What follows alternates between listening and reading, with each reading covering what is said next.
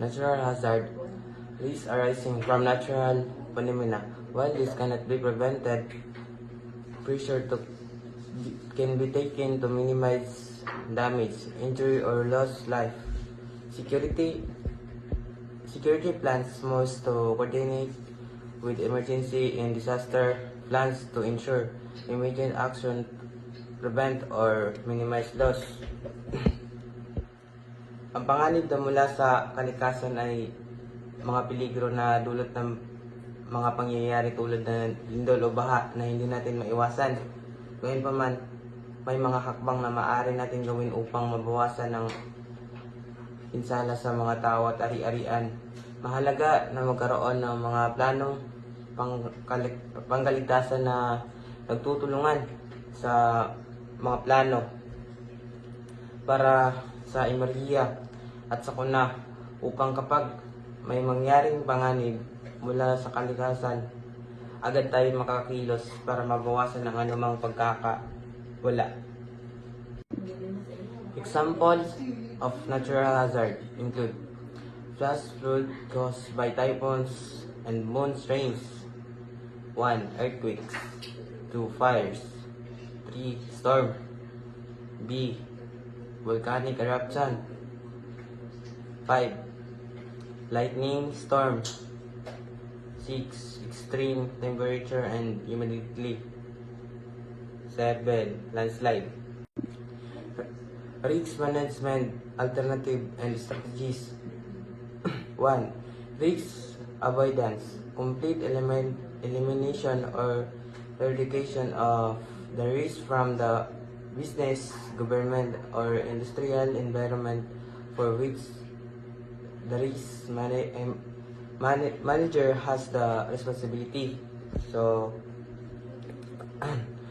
pag-iwas ng mga panganib ay tuluyang pag-alis ng isang panganib ay hindi natin ito problema.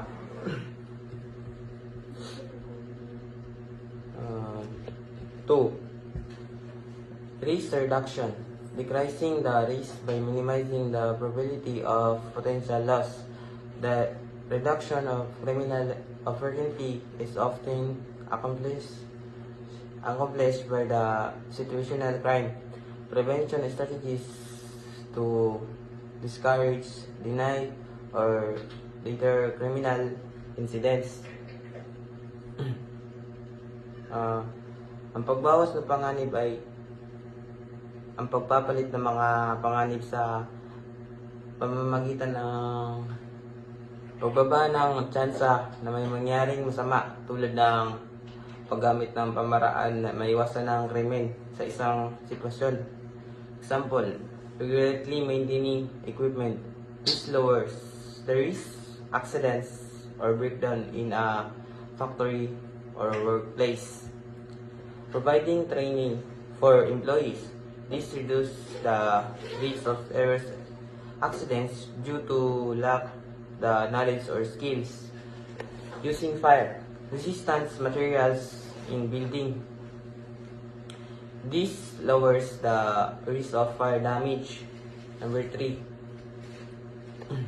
Risk spreading. The distribution of risk taught the compartmentalization or deceleration to limit the impact critically of potential loss.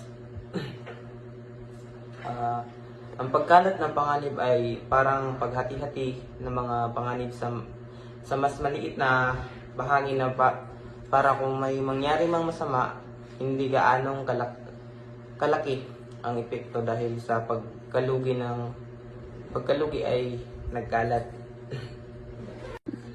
4. Risk transfer.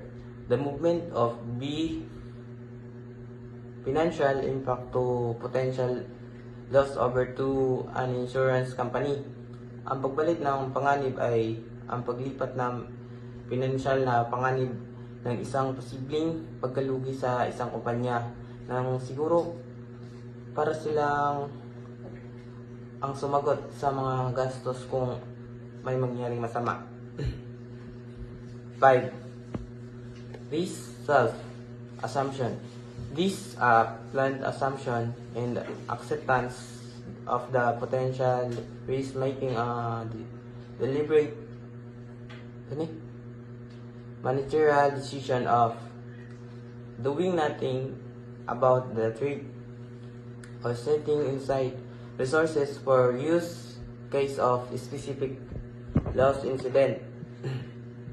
So, ang pagtanggap ng sariling panganib ay sadyang nagpasya tanggapin ang isang posibleng panganib alinman sa mga pamamagitan na hindi paggawa ng anumang bagay tungkol sa dito o sa pamamagitan ng paghanda ng mga pagkukunan upang harapin ng isang tiyak na pagkalugi kung ito ay nangyari.